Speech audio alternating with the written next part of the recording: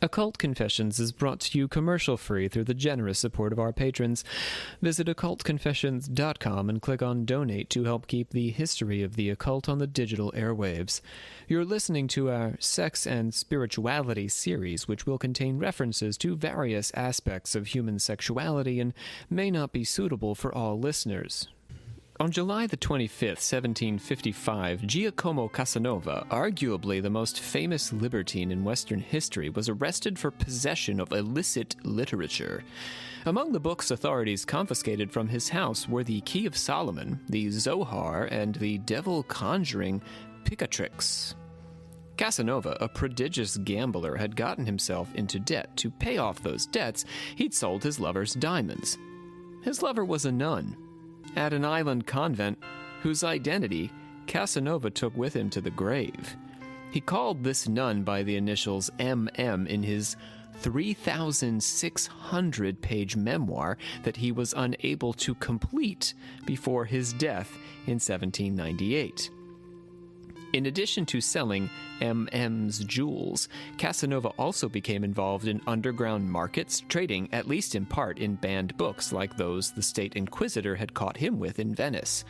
Early in his life, Casanova had attempted to enter the priesthood, and he knew enough of Kabbalah to convince a senator and 3 of his occult-inclined friends that he possessed a secret numerological formula, and yet, in his autobiography, Casanova professed disdain for magical thinkers of all kinds, iterating at every opportunity the Enlightenment credo that one must only trust reason in answering life's many questions and quandaries. In his book, Casanova the Irresistible, Philippe Sollers says, and I'm quoting, "Casanova is a Kabbalist. He is a magician, but contrary to common sense, even one that claims to be reasonable, he doesn't believe in it. He is constantly making fun of the credulity of the elite of his time." How can a man be both a magician and a disbeliever in magic?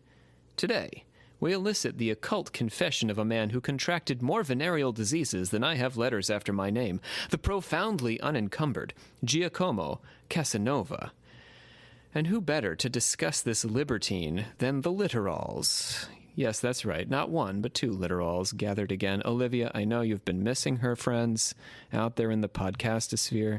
She's been busy, but I got her back for you. Here she is. I'm here. I'm back. I'm here. That's all I've got. I'm kind of sick, but you're singing. Yeah, see, Olivia's always got something going on, but she's here with us. So what's going on, man? What are you studying? Everybody knows you're back. God. You're back in class. Something you don't hate. Like in general, what am I like theater as my major, yes, or? But what is there a particular anything that you're studying that you're not hating these days? Yeah, I'm taking a lot of so I'm taking a reading women's writing class that's pretty fun, and then I'm taking a. What women have you been reading that are writing? Well, I was just talking right before we started recording about how I just finished We Have Always Lived in the Castle, Shirley Jackson. We recommend Shirley Jackson. Shirley Jackson's great. She writes great ghost stories. Yeah, I mean, she's also great to just dive into her biography and her multiple biographies and how different people kind of portrayed she's very interesting in the whole witch kind of thing. Well, I don't want to get into that. Maybe the bonus episode coming up someday. Yeah, well, she kind of was one of those people where people weren't really sure if she was a legitimate thought of herself as a witch or not. You could never people debate back and forth. Is it The Haunting? Is that the classic Shirley Haunting Jackson? Hill House is a big one, and then everyone will know The Lottery. That's the one with the stairs, right? Yeah, The Lottery. Everyone in America has to read that in 8th grade, Lottery, I think. Yeah. Yep.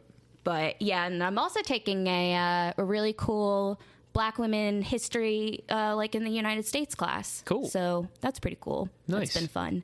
Yeah. Bree, what's up with you? Well, I'm so tired that when you said we're bringing Olivia back to her friends, I thought you meant me. You're her sisters. I did come over to the house not that long ago, but yeah. Yeah, no, it didn't work. It didn't compute. Rob is bringing me back to you, babe, with a burning love inside. I'm sorry. Okay. There's more Little songs Frankie Valli coming. anyway? Yeah, getting I close. got you. Yeah, okay. This is going. Well, I'm doing great. your show, so there's that. That's true. I've kept you awake this long. Yeah, I'm crashing real fast. I hear you. Also, Wouldn't Houdini be someone that was a magician that didn't really believe in magic? Well, yeah, but a different kind of magician. I mean, Casanova... Well, yeah, for sure, but I just am He was kind of an occulty man. Yeah. Yeah.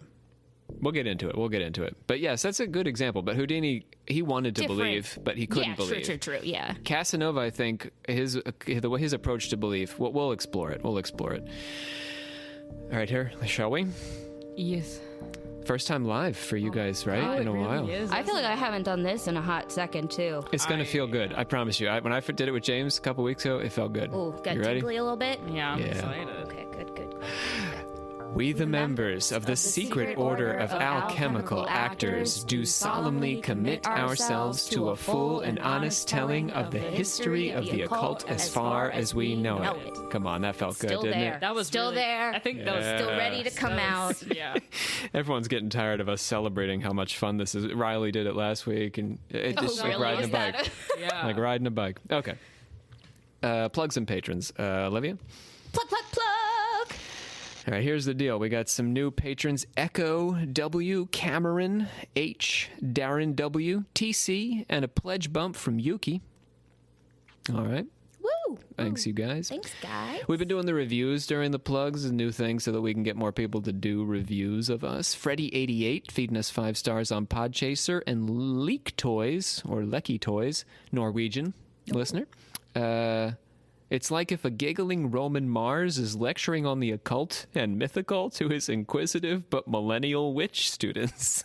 Wow, that should somehow be like branded on us. Right. Yeah. I love the notion of being a giggling Mars. I don't know if I'm a god of war, but I'll take it. No, yeah, that's delightful. Yes.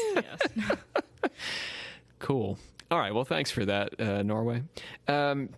Someone did mention, and I want to bring this up. I don't want to get controversial or anything. We had a review that was not so positive about our Tantra episodes and whether or not they were our gender politics on that. Now, I just want to say I had a conversation with some of our Discord folks, and we don't. Our gender politics are not the same as our sources. So naturally, Indian sources that go back several thousand years have gender politics where there are just the two genders, and that's their perspective. Now, today, we understand gender to be more of a spectrum that then would have been the case in even the 70s. We're talking about some 70s tantric folks. So that's just how it is. I just want to say to everybody, I don't consider myself to be woke. I may be, more woke than some, but I don't identify with any particular party. I am try to be in the middle of the road here as much as possible, and I actually try to steer clear of politics. I think that the point of the show is to explore these topics and not to alienate anyone because of political opinions. For that having been said, I think it's incumbent on us as people who have a platform to honor everybody's humanity and to not take anyone's identity away from them. So that's where we draw the line. Is that right? No, for sure. Yeah. I mean, I don't know exactly what I couldn't quite understand what the issue was. I think it had to do with the fact that the tantric sources just have two genders. It's not like a modern... Yeah, It's not a modern source. We know. So we know. Sexuality is flow to shit, but... Right. Sexuality, gender, all that. We get to play around with that. But that's just not how they felt in 70s Wicca. It's not how they felt in the year one yogic Vedic religion. So anyhow, we are we're open to everybody. To everyone is entitled to identify however they please, and we honor everybody's humanity there. But beyond that, I might not be as woke as you want me to be. I'm trying. I feel like you're pretty... Yeah, I was about to say. I from on the spectrum, yeah. You're a liberal person. Yeah, I still will speak my mind, though, whether or not it necessarily agrees with whatever's fashionable. That's all. Yeah. That's all. You're all right. Sagittarius. I'm a Sagittarius. Close up the damn plugs. I'll end it with that. Plug me out. Plug.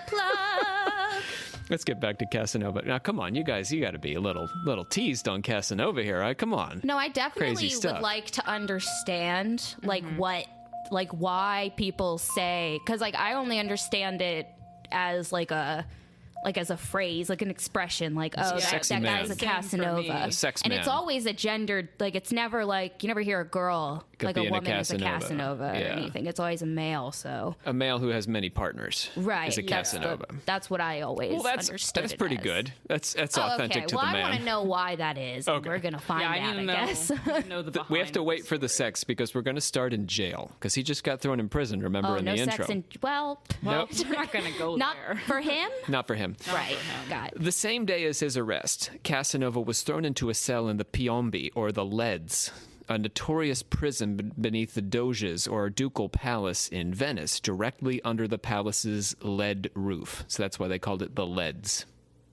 Are you laughing at Ducal? Yeah, sorry. I don't. It just sounds like The alternative shit. would be It Duckle. does. It It's does. just I a got shit it. Palace. I got what you were laughing at. Off was to trying to call all you our out. Green Day fans out there. That's what I was thinking, but, you know. The cell was slightly shorter than Casanova, who was 6 feet tall. Imagine that, being confined to a room that is a little bit shorter than you are. Oh, that's like torture. Yeah. So he had to duck in the Ducal Palace to stand inside. The jailer, Lorenzo, was responsible for buying... This is weird. I mean, just get used to Enlightenment prison in Venice. Listen to this. Lorenzo the jailer was responsible for buying or otherwise procuring Casanova whatever he needed. You just gave him cash and he went out and bought you stuff. But Is that just because, like... Wait, so what was his... Did he have a status? He That was a... warranted, like- He was a kind of aristocrat. He's a quasi-aristocrat his whole life. He has money, though, to, like... Depending on what year you catch him, yeah. But he tries to be a gentleman. Okay. Yeah. But he'll go out and buy your stuff. Casanova requested his bed and chair and clothing from his apartment. He was not allowed to have paper, pencil, razors, and a mirror to prevent suicide or communication between prisoners. He was alone to the point that no noise that he made could be heard except during brief visits from his jailer around daybreak. The jailer took his order, and he spent down his money on food in the first 10 days, so that the tribunal holding him had to give him a small allowance. Casanova was sick for the first part of his stay and didn't eat much. It was the hottest part of the summer, especially in the cell, and he was covered in fleas, and he prevented the rats below, which he was afraid of. So Casanova, afraid of rats. This is a good thing to be afraid of. I get it, yeah. it's understandable. Terrifically afraid of rats, he prevented them from crawling up into his cell by keeping the covering of his cell's grates shut tight. He was desperate for reading material to pass the time, and his inquisitor sent him The Mystical City of God, the story of a Franciscan nun named Maria of Agreda, who had a mystical vision of the life of Mary, mother of Jesus, who Maria claimed swept the floor at the age of 3 with the aid of an army of angels. Little baby Mary was sweeping the floor. There's a lot to digest there that you just said. It's a lot to take in. So that's what he had to read, this mystic's story, and the mystic was having visions of Mary who was sweeping floors with angels. Well, why'd she need the angels to sweep the floor? Because why would you do it alone if you have angels? But So he could have books, that's fine. He can have books, yes. Can't kill himself with a book. Yeah, but this book was making him crazy. Like, he was... it was very hot, and he was cramped, and he was reading this book, and he wasn't eating, so he was starting to waste away. Oh, yeah, he okay. was probably confused as to why she needed a bunch of angels to sweep a floor. He was constipated. He developed internal hemorrhoids, which sounds... He was constipated and developed internal hemorrhoids, which sounds horrible. He worried for his health. Lorenzo, the jailer, brought a doctor to see him, although Casanova was generally hostile to doctors who he believed were all fools or charlatans. I love Amen. this guy. Oh, sorry. Right? I mean, come on. Yeah, there's something I to it. actively avoid a doctor to this day. Yeah, the literal family are not fans of doctors. But he's in bad shape, so he submitted to this physician's treatment, as the literal sisters, I'm sure, do when you're in very bad shape. Only when Ryan straps me down. And the doctor was pretty cool. He got Casanova lemonade and stayed with him through the night. Oh, wow, that's nice. Pretty good Lemonade. doctor. I feel like that would not help with internal... Never mind. Well, the next day he bled Embry and negotiated with Casanova's captors for better conditions, which was nice. Okay. The air in here is stifling. I have attained permission to have you move to the garret, where it is not so hot as here. I decline the favor, for I detest rats. You may not be aware, but they're so numerous that they would crawl into my bed. Ugh, dreadful. I told Cavalier he nearly killed you with his books, And he told me to bring them back to him and he would give you Boethius instead. Here it is. He is a greater author than Seneca. I thank you. I'm leaving you with a syringe and some barley water. You can amuse yourself with enemas. Casanova believed they would release him on October the 1st, since that was the end of the old Inquisitor's term and the start of the new Inquisitor's term, but the day came and went with no change. Casanova had no idea what specifically he'd been imprisoned for, or what his sentence was. He was caught with these books, but they never sentenced him to anything. They never told him. Oh, that's right. This is like Inquisitor. Yeah, they just stick you in the cell. They didn't have to, yeah. They didn't say nothing. So he tried to work through the logic of the Inquisition's tribunal. When his tribunal takes an action against a delinquent, it is already convinced that he is the one. Why would they need to speak to him? And once they have condemned him, why give him the bad news of his sentence? His consent is not necessary. It is better, they think, to let him hope.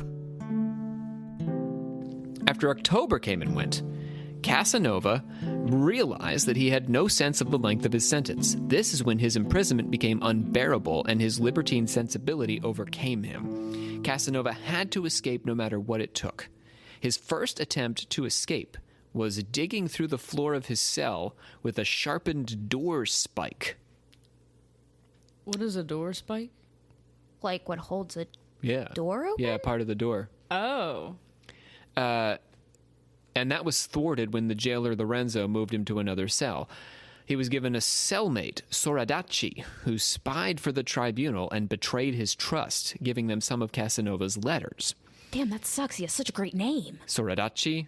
Yeah, I he's- wanted him to be like BFFs with him. Nah, he's kind of a fool. Damn. Yeah, pity Soradaci.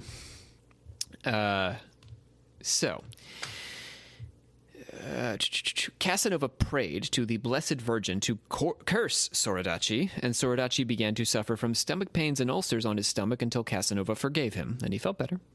Oh. Yeah, Casanova's a powerful man. Realizing how foolish and credulous Soradaci could be, Casanova was like, this guy's a fool. He believed I cursed him. Casanova took advantage of him, telling him that an angel was coming to chisel away at the room and set him free. The angel, he said, had been sent by the Virgin Mary, and so Soradaci must not betray her work to the jailer, or she would surely curse him again. It hurt the last time, so he's like, okay. Yeah, I mean, The angel was actually their neighboring prisoner, a monk named Balducci. You like that name? Because he's going to be okay. it's pretty cool too. I I mean, like everyone's Balducci. going to have, I feel like, pretty nice names in Venice right Venice. now, you know? Honestly. And Balducci used the sharpened spike to break through the wall. So Casanova, snuck him the sharpened spike, and he... This Spike is getting shit done. Well, because the spike, remember, he was moved cells, so he left the spike behind in the old cell, and Balducci discovered it, started chiseling at the wall, and Soradaci's like, what's that sound? And Casanova's like, well, that's Mary, Mother of God, trying to chisel into our cell, or and she'll curse you Okay, if you okay, tell all anybody. right, Casanova. So now it's time to escape. Before escaping, he undertook a couple of occult divinations. Now this is fascinating. He performed a Kabbalistic oracle using a poem by Ariento. He did a numerological pyramid, starting by assigning numbers to the letters that form the question of when he should escape.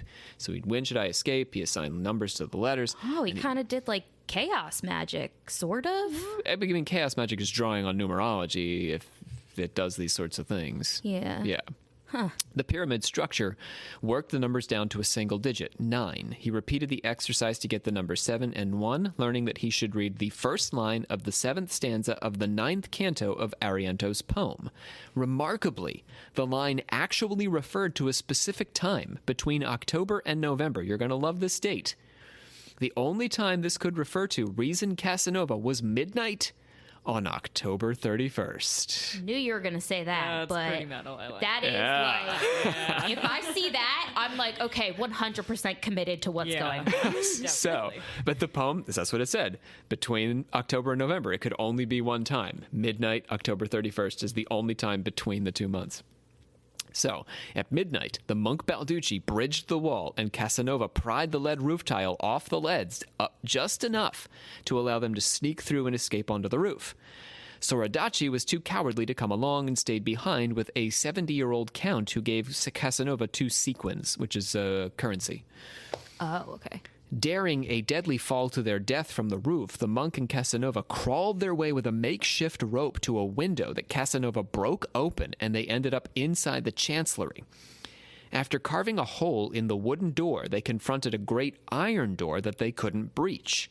So, Casanova cleaned himself up as much as he could. He gave the monk his cape and then looked out of the window, and a passerby saw him and started calling to the doorman, who, thinking that he had accidentally locked someone inside, came and unlocked the door.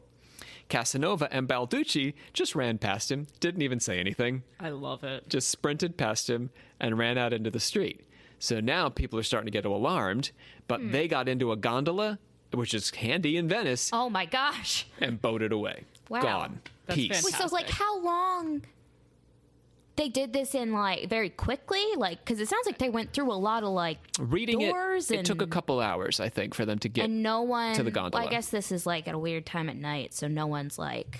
I cut out a few, of the details, but yeah, he's like Yeah, going up and down steps and trying different doors Evading. and getting through the door. So he had to carve through the wooden door. So yeah, it took him a couple hours, but Yeah. then he's in the gondola and he's gone. Okay. Wow. Good for him, I guess. And the monk. Good day for them both. Good day for the monk too. It's the last they see of each other. So Aw.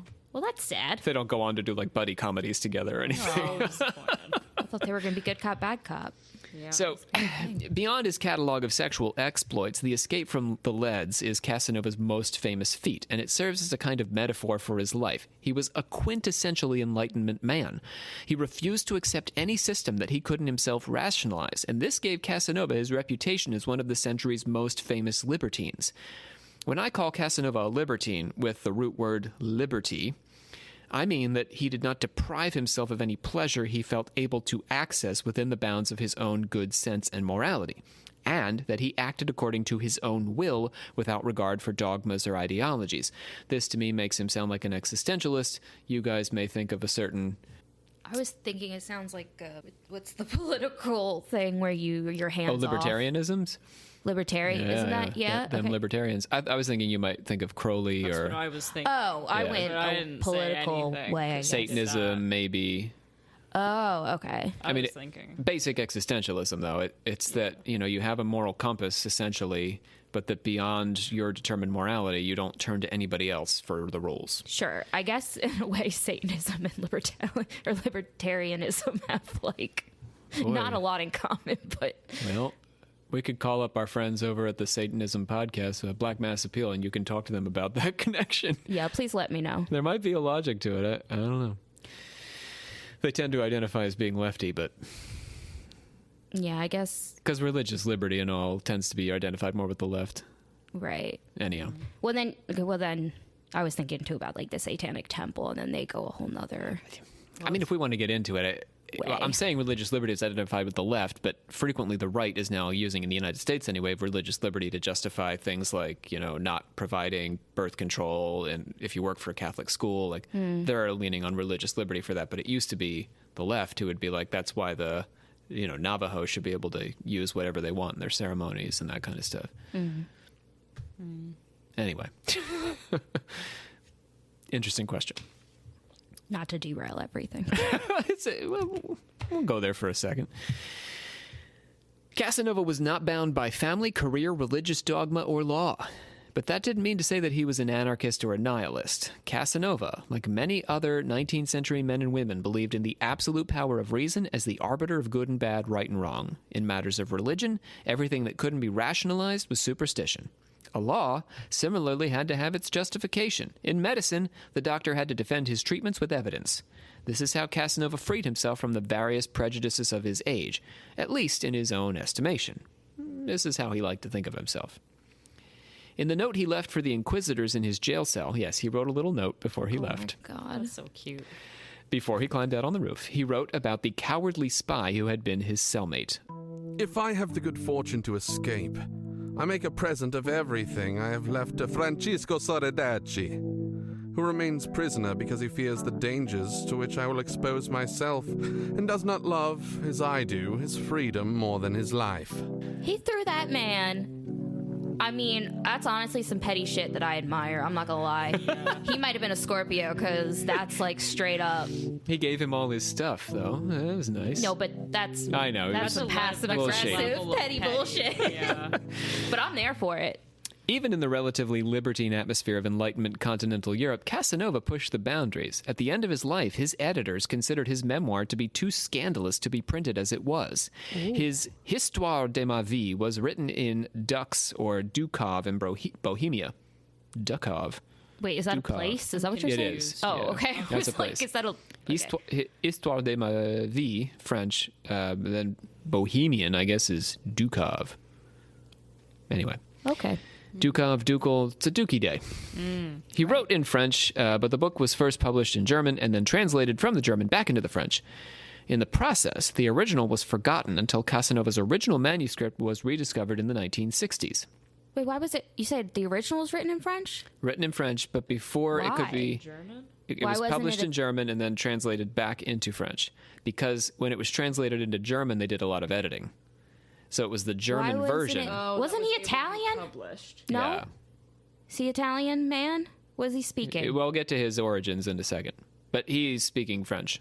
Oh, he I speaks think French. In his lifetime, I just assumed. I he was guess. he was He's not from born in Venice. France, but in his lifetime, I think he probably spoke a lot of French. He spoke everything. He traveled the world. I mean, like, but- France is, like, not that far. And he was living in Germany at the end of his life, so he probably spoke German, Oh, Italian. okay. That's what I yeah. was wondering.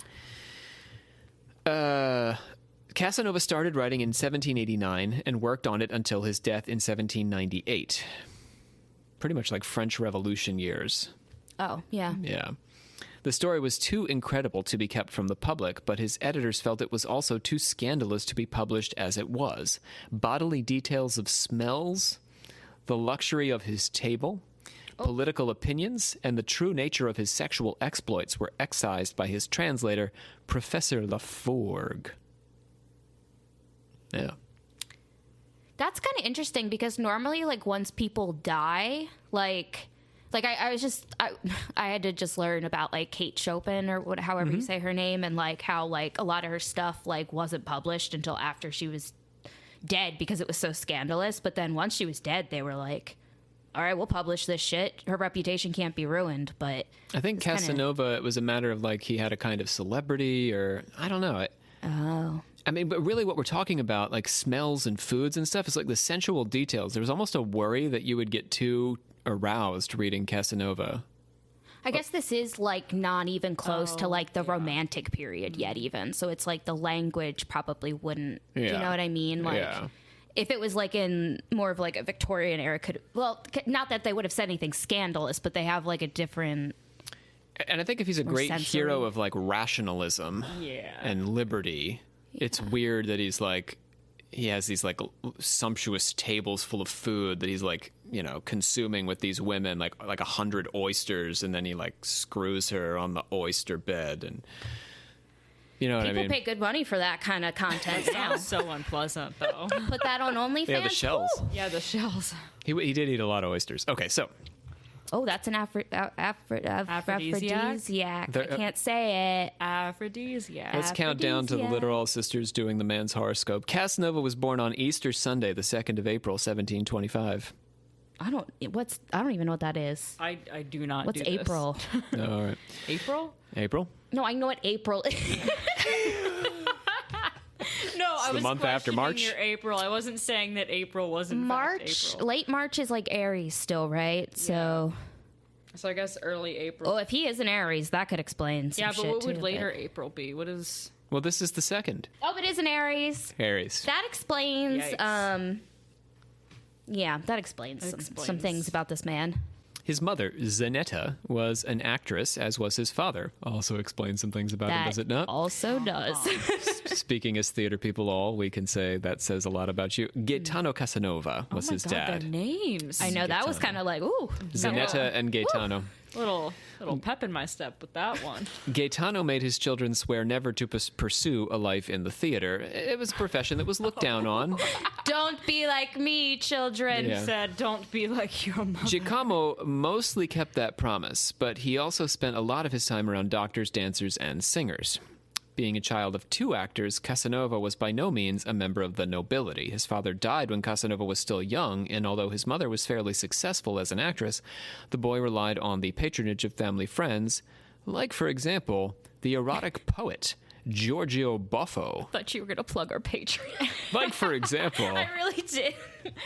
much like we rely on the patronage of you, the listeners.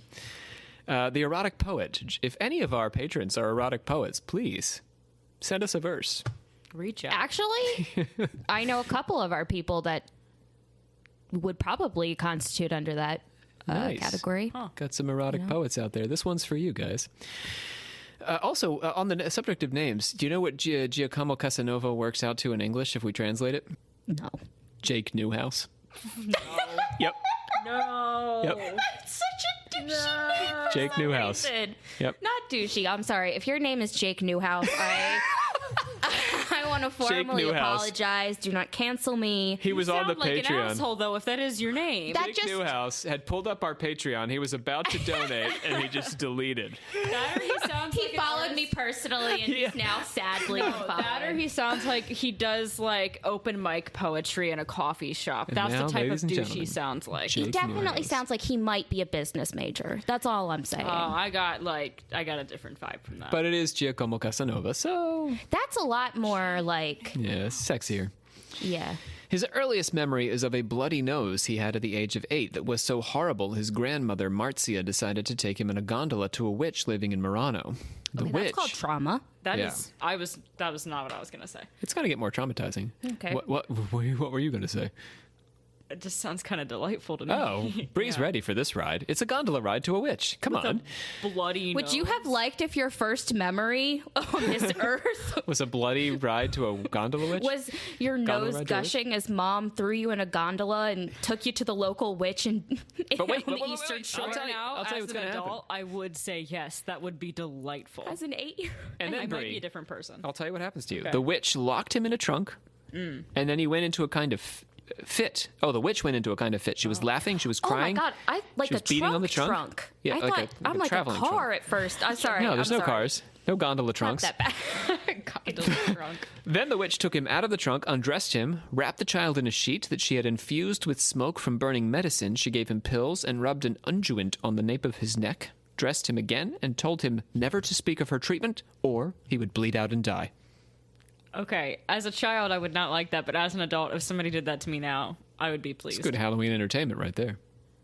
How long was his nose bleeding? Where they were like, He should have frequent nosebleeds. Olivia, you used to have like I- massive, like 15-minute long nosebleeds That's what I was where just you'd be bleeding thinking. into the sink for. Oh, so 15 you're like minutes straight. Casanova. I had like chronic, like was bad. I had really like blood clots. Like all the like my mom was like, Someone should have stuck you in a trunk. no, she took me to a doctor, but good call for Annette. But yeah. She said that a charming woman would visit him the following night, and he should be silent in her presence. The next night, her prediction came true. In his sleep, a woman arrived wearing a fiery crown. She sat gently on the bed beside him and emptied the contents of several boxes onto his head. She spoke a series of words he couldn't understand, and then she left. His health improved, along with his memory, and he learned to read. But the nasal hemorrhages would not go away entirely, and so Giorgio Buffo suggested to his mother that they take the child to a boarding school in Padua. Okay, but what was Better in the air or boxes? some shit. What was what? In the boxes. We don't know. Secrets. Oh. Secret dream things. Also, was he scared of this, or was it just like? No, I think he was on board with Fiery Crown Lady with the boxes. it's not like that was not my terrifying. sleep paralysis demon is here. See, No, this was okay. I agree with this. This I was like kind of this. like an angelic, like a Gotcha. helper had arrived. Okay, well that's good then. So the incident with the witch, I believe, set the tone for Casanova's disregard for doctors and interest in alternative intuitive healing, because it kind of worked for him. Not Yeah. completely, but he felt better.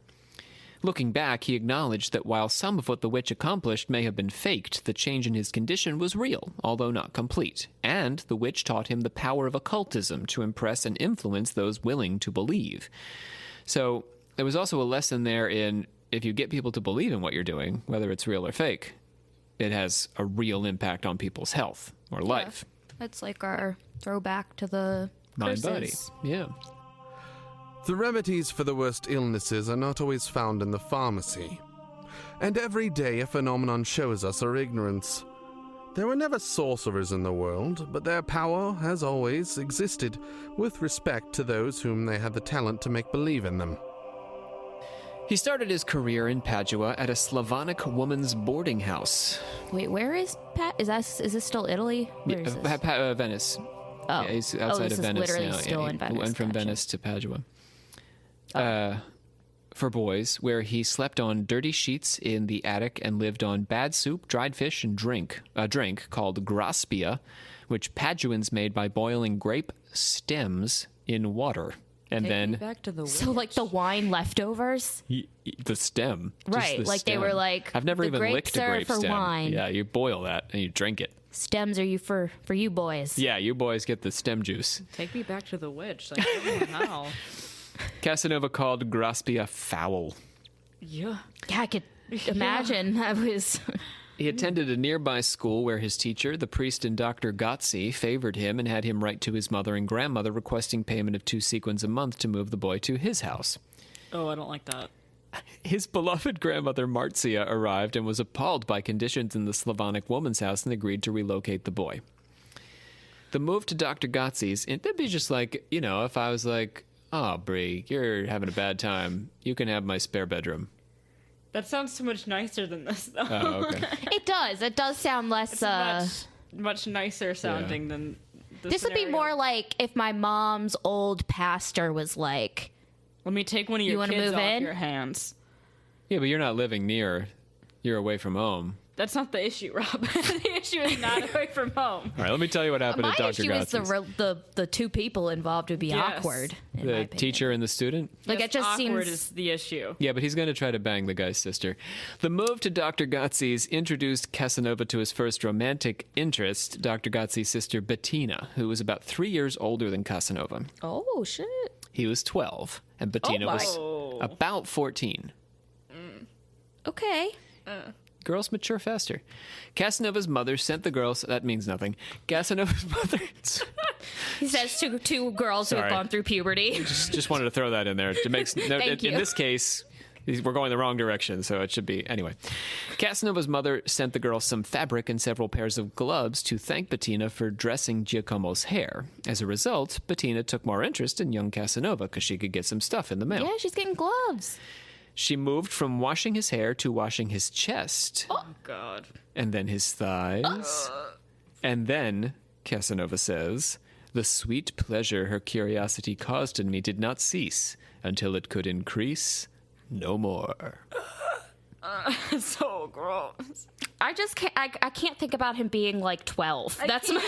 can't do it. That's All my right, all thing. That I'm like, hear okay, you. cool, good for you. That's not the least of the wildness in this book. Casanova's book it definitely challenges 21st century sensibilities. So don't write me another review. I'm not responsible for Casanova.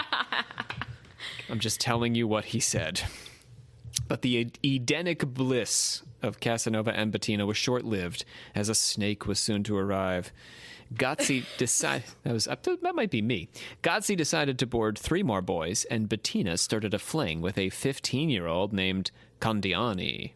That's a good name, but Well, now they're 14 and 15. That's okay, right? better. It's Okay. better than 12 But years is she old. still living also with Casanova? Is he still? Casanova's in the same house. Well, this is gonna get awkward. It is. Casanova considered Candiani an inferior, coarse farm boy, whereas Casanova was, a refined actor child.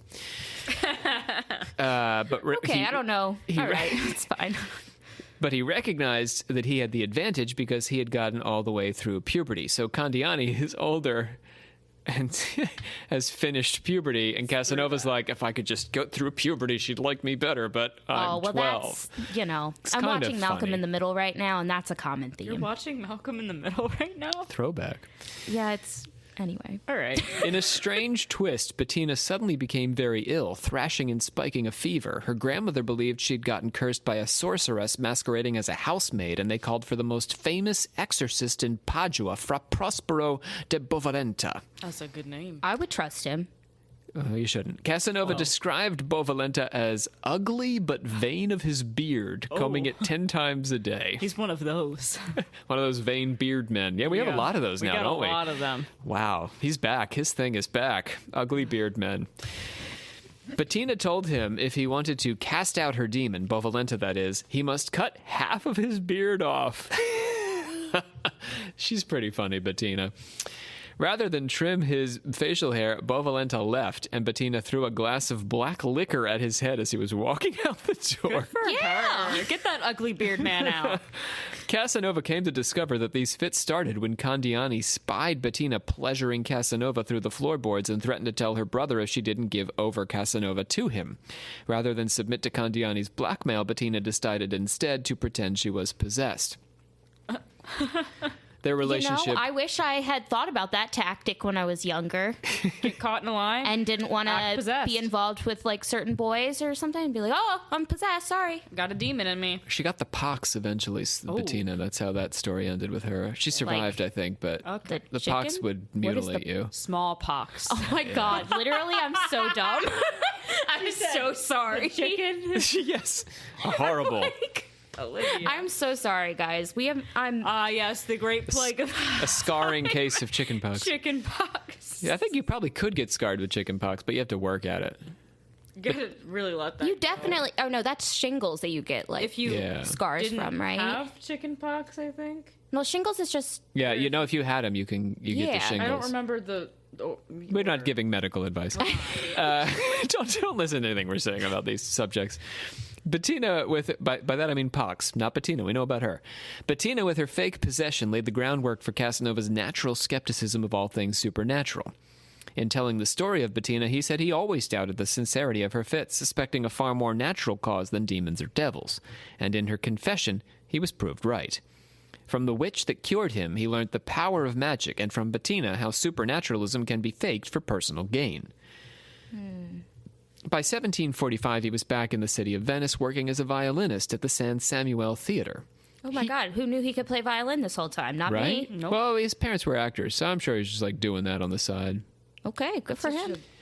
Here, he more or less crystallized his own distinct occult ideology, acknowledging the power of magic and magical thinking to influence people and even the physical world, but refusing to adhere to any particular occult metaphysics. I'll explain this. His stint as a violinist was, in his opinion, professional rock bottom. He had started... Oh, you said as a violinist. Yeah, was as his a rock violinist. bottom? Yeah, this is his rock bottom. I know, like today, like to be like a violinist in some opera pit. You probably make decent money, Well, like You gotta as a work hard at classical. staying. Oh, in it. well, yeah. And these literal people, they staying fight. in it. They work hard. They violin all For the time. sure. And Casanova's like, this sucks. I'm like the dregs of society. I'm violin man. And he's right. That is how they were treated. He had started as an aspiring priest before switching to the military, both professions with a certain social standing, but a theater musician was as good as down and out. Might as well be homeless. A 21-year-old Casanova spent time with a cohort of frat brother friends from the theater playing cruel pranks on the citizens of Venice. Like, I'm using frat brother as a comparison. They didn't have a frat. Yeah. They cut the ropes of gondolas and let them drift through the canal. Oh, shit. They rung the alarm bells to wake citizens of the town, and this one's kind of hilarious. They would run into unlocked doors in the middle of the night, wake everyone in the house, and tell them their door is open. Oh, I like that a lot. That's delightful. That's the best one. That's fantastic. You guys! You left your door open. I mean, what year was this? Like, what else are you doing as a 21-year-old male, In especially? 1745, other than running into unlocked doors. But it was cruel. I mean, the gondola thing was cruel. Yeah, those gondoliers are Well, probably that I real was pissed like... off. Yeah, they got Also, like the swim after gondola him. traffic. Right? Gondola traffic. Clogging up the canal. This cruel frivolity ground to a halt one fateful night when Casanova was playing a gig at a 3-day wedding feast. Those were the days when you had 3-day wedding feasts. He noticed a red-robed senator going to his gondola. The man dropped a letter which Casanova retrieved and sought to bring to him. The senator thanked Casanova and offered to give the young man a ride back from the feast. On the trip through the canal, the senator began to feel poorly. Oh, I'm so numb. And I feel as if I've lost my arm. And now it feels as though my leg is gone too. Stop this gondola. Young man, I do believe I may be dying. We need a surgeon at once. This man must be bled. He's been struck by apoplexy. They brought the man, Senator Bragadin, into his house. A priest and a doctor and 2 friends arrived to attend him. The man's friends told Casanova that they would stay beside him through the night, and he could leave if he liked, but Casanova insisted on staying. I was certain if I left, the sick man would die, just as I was certain that he would not so long as I was there. Senator Bragadan's doctor gave him a mercury salve, which he placed on his patient's chest. That's a salve made of mercury. This caused, and this won't surprise you, a violent brain disturbance in the senator, which horrified Casanova, but not the doctor, who said he'd anticipated this change in his condition. Oh, yeah. Yeah, it's totally normal. And the senator's fluids, in disequilibrium, need only spread from the head to the rest of his body, which they most certainly would the next day. By midnight, the senator was gasping for breath, and Casanova saw death in his eyes. Casanova told the senator's friends that they had to deliver him from the thing that was killing him and removed the mercury from his chest. Good call. Yes, get the doctor out. He's the one killing him. In minutes, the senator's fit passed, and he fell asleep. When the doctor returned in the morning, Bragadan was feeling much better, but the doctor was annoyed that his cure had been interrupted, demanding to know who had done it. The senator dismissed him on the spot. The one who delivered me from your mercury is a far better doctor than you. You may cede your position to this young man who shall be my physician from this moment forward. Toodaloo. And so, a theater musician became a doctor to an illustrious Venetian senator, more or less overnight. Isn't that how it happened? Back though? then, yeah, you could... Every historical drama I watch. This is why we don't trust doctors. This is why... Because they could just be Casanova, who was a violinist the day before. Or because they put mercury on your chest. I'm more concerned about the mercury guy. He had less sense than Casanova did in this scenario, the violinist. I think Casanova's often a man of sense. It's a real right place at the right time kind of thing for this guy. Oh, yeah, he was very Seems lucky, like. too. Yeah, very lucky. The incident with the doctor was further proof that Casanova was right to distrust doctors. Suffering from food poisoning, one time, a doctor came to bleed Casanova, and he grabbed a pistol and shot at the doctor's assistant, narrowly missing him, driving the man out of his house. Yes. Casanova said, I just drank water for 4 days, and then I felt much better. He did what every white girl says you have to do to be, like, healthy. It's With your just kidney drink infection. water. Yeah. Drink water. You'll You're supposed lose to all drink that. You'll gallons lose of 15 water. pounds. Just drink water Your every day. skin will be beautiful. You'll have no mental health Your issues. hair will be so luxurious and shiny. Just drink water. 4 days of drinking water. Bragadan came to dote on Casanova's advice as if Casanova were an oracle. Bragadan said his young doctor knew too much for his age, and there must be something supernatural about him. Casanova improvised a response. I got the wild idea to admit to him, falsely and in the presence of his two friends, that I possessed a numerical formula, according to which I would write down a question posed to me, transpose it into numbers, and thus receive a similarly numerical response, instructing me in everything I wish to know.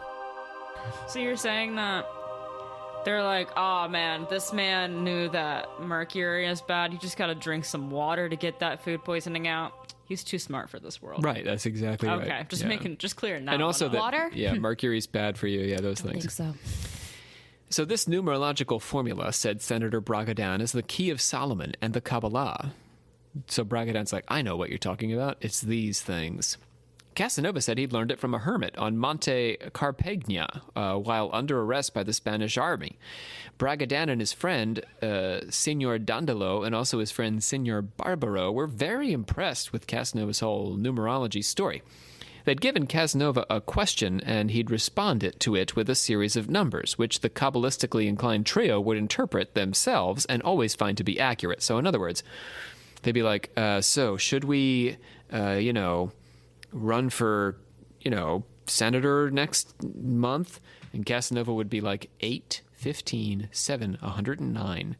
And then these guys would take those numbers. That's all he would say. They would go away, and they would like study them, and then they'd come back and be like, thank you, Casanova, that was good advice.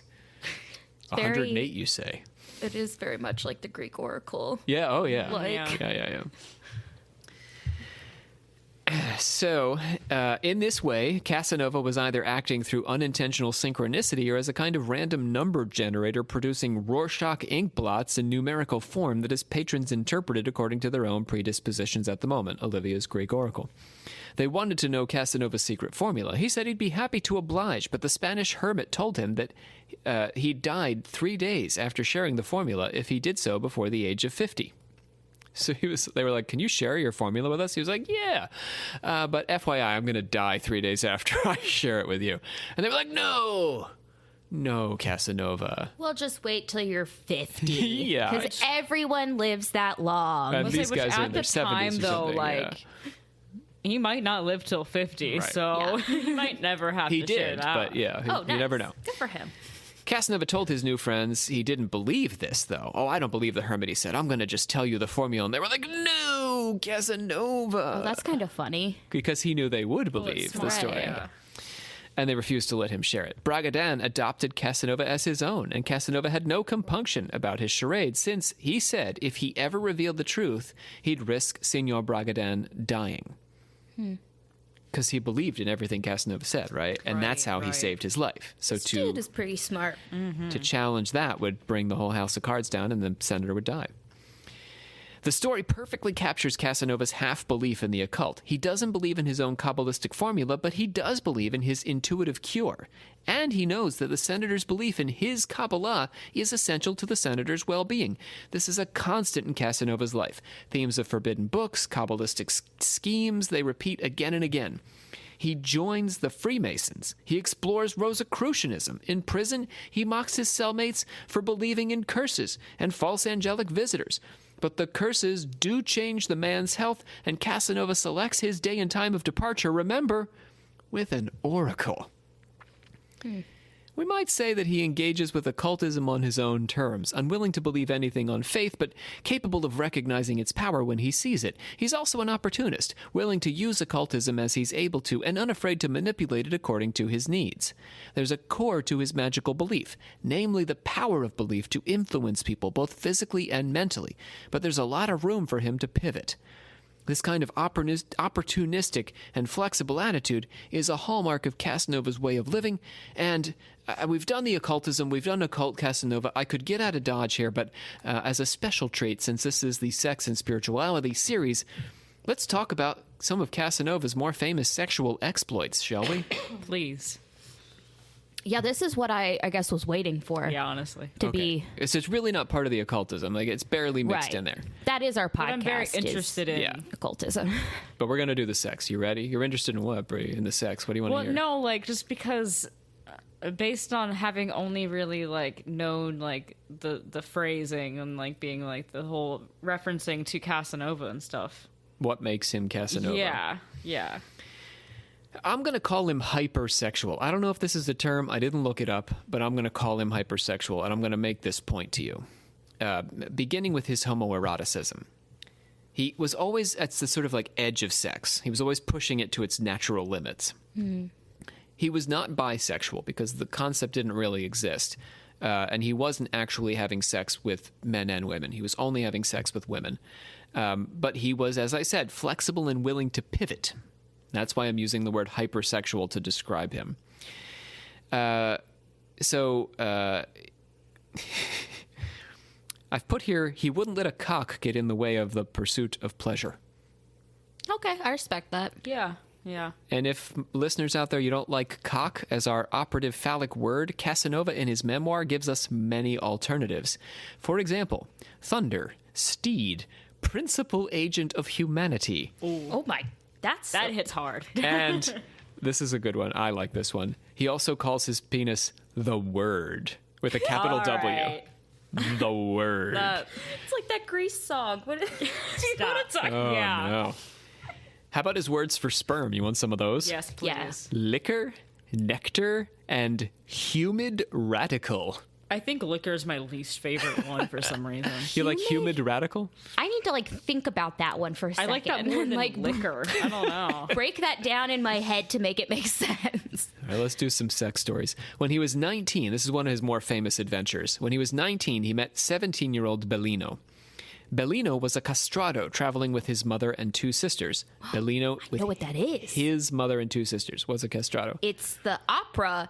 He was in the opera, and it's the term for like they would have the young boys sing the really high part. Then that was that part, right? And how did they get them to be able to do that? Oh, they castrated them, right? Yes, yes. Learned that in opera class. So Bellino was traveling with his mother and his two sisters. His sisters were a musician and a dancer, respectively, and Casanova instantly fell in love with the young man. Oh. A castrato, as Olivia's saying, had had his testicles removed to be able to sing the high notes, to continue to sing the high notes long after puberty. And in some parts of Europe, because remember, Bellino's like 17. In some parts of Europe, while girls could sing the roles, only true castratos were allowed to sing the roles. You needed an actual castrato. The exigencies of taking on the role of castrato put them in demand, and so it was not uncommon for teenage girls to pretend to be castratos to get that extra bump in pay, or even to be able to sing at all. Casanova believed Bellino was female. He pressed Bellino on this issue over and over again. Alone with him by the fire, he caught the outline of something that could be nothing other than a penis, but then, when they were alone in a carriage, he continued to press Bellino, insisting this penis could only be an abnormally large clitoris. And Bellino said, "No, man, I'm a man." The reason they were in the carriage is that they were traveling together to the same inn, and they decided they would share a bed, because they were just two dudes. Yeah. There, finally, Bellino gave himself over to Casanova for a passionate inspection, and himself turned out to be, actually, herself. Ooh. Oh my God, I didn't see that coming. not either. I don't know why, but I really I did didn't. not. The abnormally large clitoris turned out to be a strap-on phallus, I love that. which Casanova asked her to put on for a demonstration, and then said, "You can go ahead and leave it on for what we're about to do." Hell yeah! Yeah. Love that. Yeah. She got out of bed, poured some water into a cup, opened her trunk and pulled out her device and its glue. She then melted the glue and applied the camouflage. What I saw then was incredible.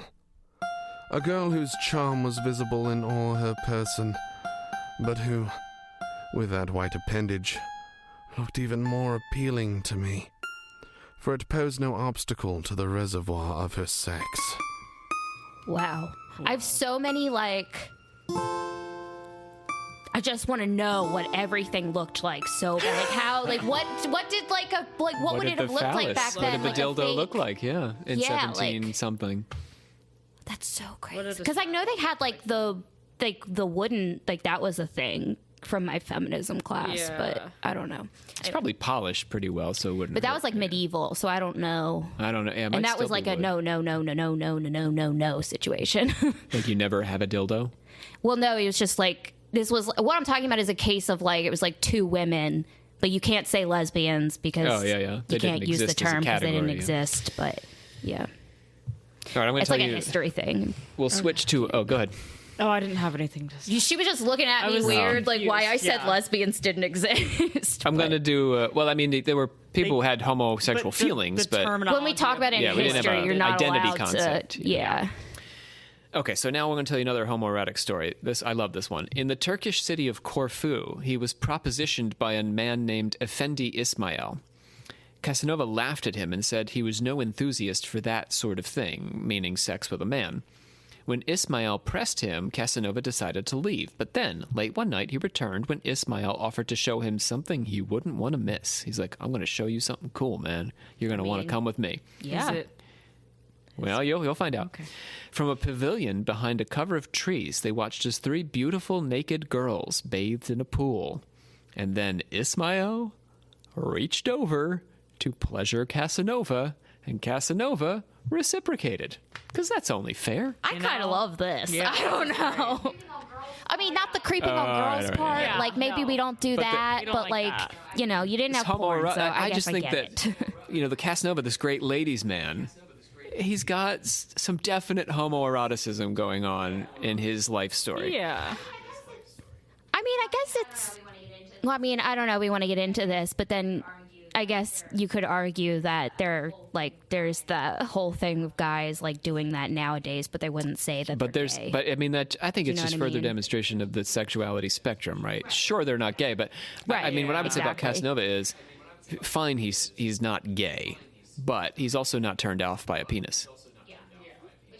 yeah, Yeah. which I think, yeah, it just goes back to it being sexuality Yeah, more I think he's fluid than, was granted Casanova's at the proof time. positive maybe, that sexuality can be he's like an uber sex man, and he lets the penis be a part of an adventure, not just his.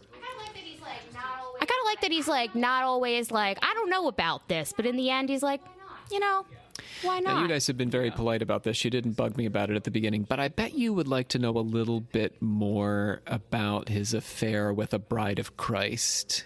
Yeah.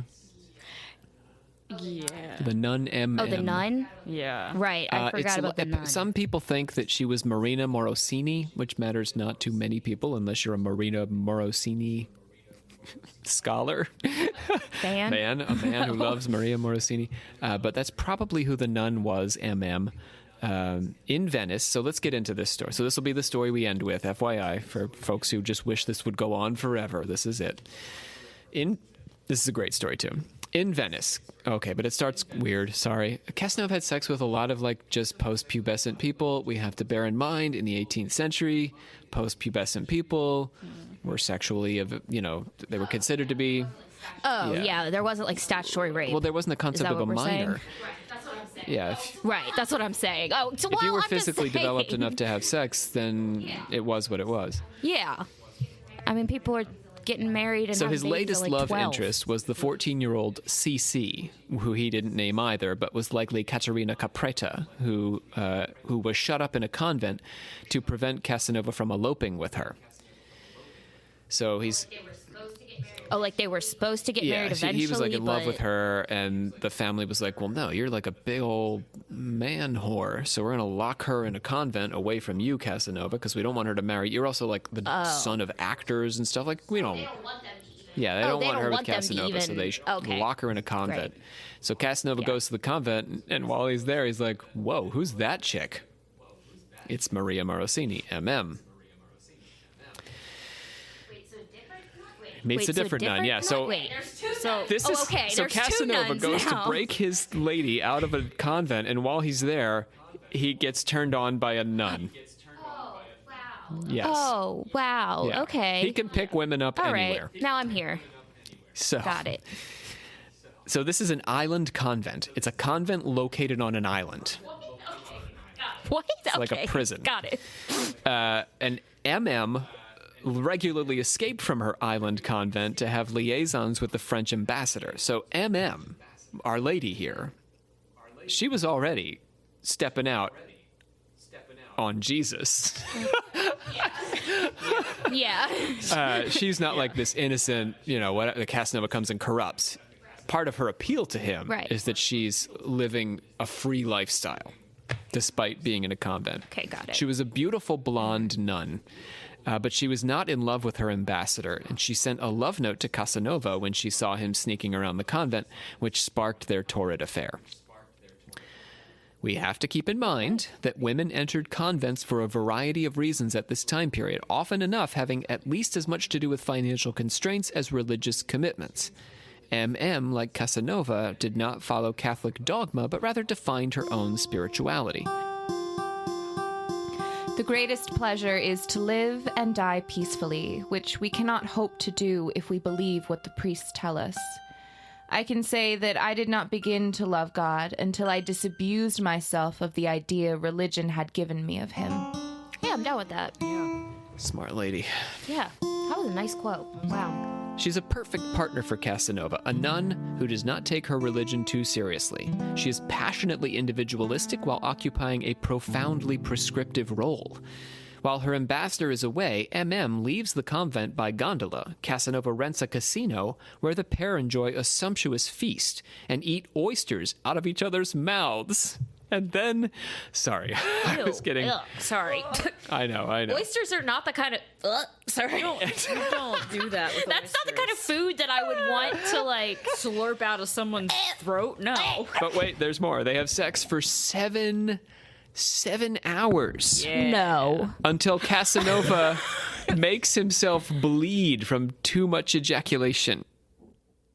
I don't even have a penis, and that hurt my penis. I should have taken a picture of Olivia's face. I felt that in my non-existent penis when you said that. That brought me joy. I don't know. This, by the way, is only one of countless encounters between MM and Casanova, with her sneaking out of the convent and the two of them having hours and hours of sex. What else is there to do after 7 hours? You did everything. I'll tell you what, the French ambassador developed an interest in watching them. Yeah, of course. Wait, the ambassador that was the ambassador, her ambassador? Original guy is now coming and watching them. I love this. I love this. Then he joins them, and then Casanova goes back to the original girl who had been locked in the convent, and now we have not a ménage à trois, a ménage à quatre. Oh my God! Oh. Yep. Oh, but she's... I'm going to ignore it. Yeah, well, let's say she's 16 by now, so she's at least Disney princess age. Yeah, so I was about to say, what, Snow White is supposed to be like 13, 14. Yeah, she's Sleeping young. Beauty is supposed to be like the same age. Wow, okay. Well, All right, then. you know, It is in the midst of this wild sex with 3 other people that Casanova is caught with his occult library, arrested, and sent to the Leads, where our episode began. Oh, that's great. And so Fantastic. did they get done the foursome, or was it in the middle? Literally in the middle. They were having foursomes on a regular basis. Oh, okay. And then the gotcha. party got cut off by the His police. arrest. Yeah. Wow, that's kind of... But MM was still in love with him, and he was in love with her, and she was trying to help him get out, selling her jewels and all this sort of stuff. Yeah. So, this is as good a place as any to leave our friend Giacomo Casanova, hypersexual, intellectual, and quasi-mystical, consulting the oracle himself in matters of life and death while using false oracles to fool the credulous, wrapped in the arms of 2 women and a man who have escaped from a convent. I have love questions. That's our man. I knew you guys would like him. I am very pleased. I had so many questions that just went through my head. I probably so- don't have the answers. When you said he lived past like 50, so like He lived into his 70s, yeah. did he just die from like natural causes? Yeah, he was old. Yeah. He's just old. Did he ever get married? Well, he lived until 1798. When did I say 1725 he was born? So yeah, he lived to like 72, 73. Did he? So he never got married or anything? Nope, never got married. He almost got married many times. Did he have any kids? I'm sure he did. But Well, none I that mean, he I guess- was keeping Not track that he of. had I guess did he have any that any he name to? claimed close to him? Yeah. I don't. I think he did. There may have been a child or 2 that he identified. Yeah. I feel like I have like more questions, but I don't even know. He's a fascinating figure.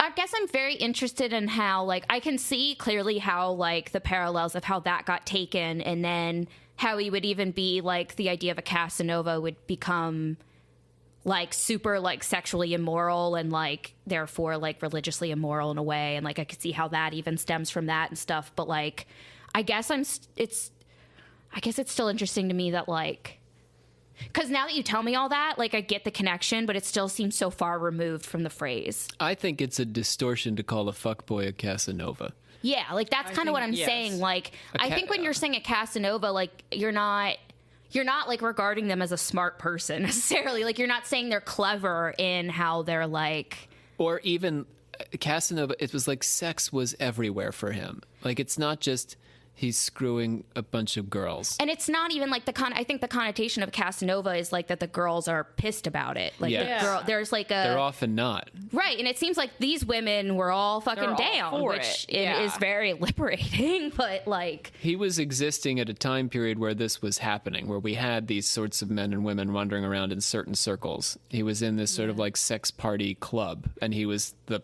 ringleader.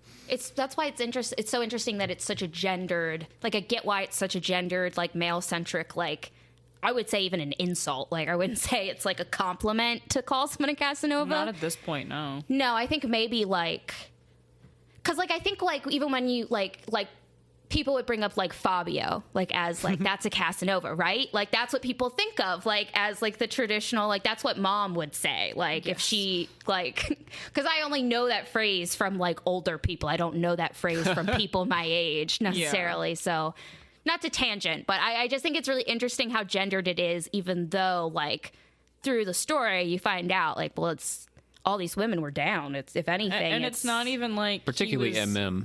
And Right. a lot of the times, like, I feel like the current connotation is that, like, a Casanova is a man who sleeps around in a very distasteful way. Like, he has to kind of, like, find his way through these women, and they're unhappy about it. And he always, like, he has to, like, get to the women. He's got to, like, get them. Whereas Casanova, it's just kind of like, hey, you want to do this? Hey, let's do this. Whereas nowadays, it's like... It's a lot more creepier when you say it's like it. you need to need to achieve getting the girl now versus then it was just like you just get the girl. Like everybody It's even, wants it's like a to have tricking sex. of the girl. Exactly. I feel like it's like tricking. a part of the connotation. Yeah. Well, there's, I don't know.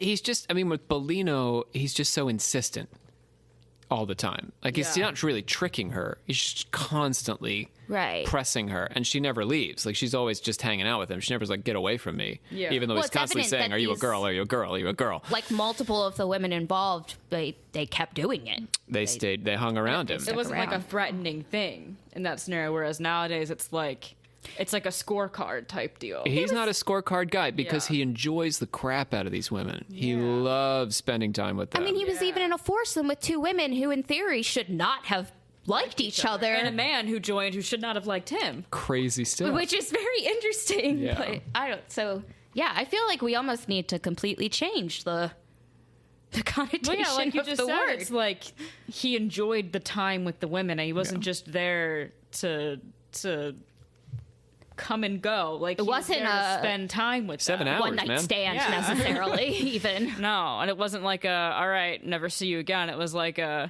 we can still talk. We Yeah, can we're still friends, hang. probably. Yeah, we're friends at this Like- point. We well, can with have Bellino, wine yeah, and you talk would go about months this. and months with these girls, and he would lose touch with them as he Yeah. moved around. But yeah, Well, he they would go didn't have months cell and months phones. with them. Yeah. They didn't have cell phones. That's true, and he didn't go seek them out afterwards. I mean, he's such a complicated figure. I don't want to say that he's like the man of Me Too for any.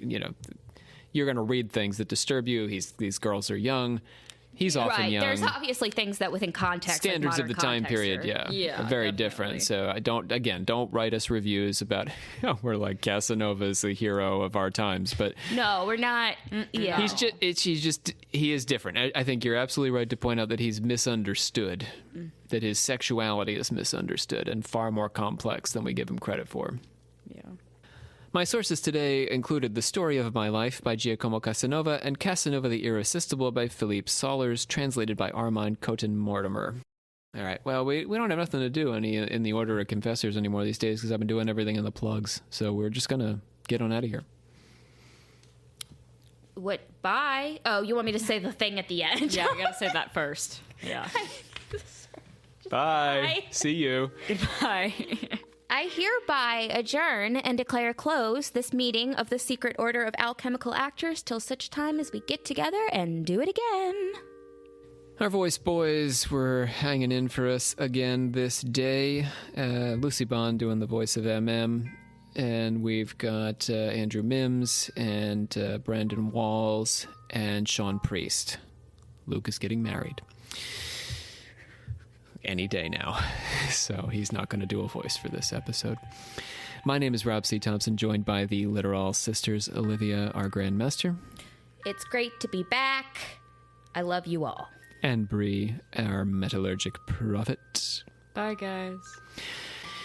In our next episode, we will explore the worship of the penis. Penis worship. So, saddle It's a up fitting follow-up. here. And vagina worship. It's genital worship, actually, but it was called phallic worship because, it was the 19th century. Here on Occult Confessions.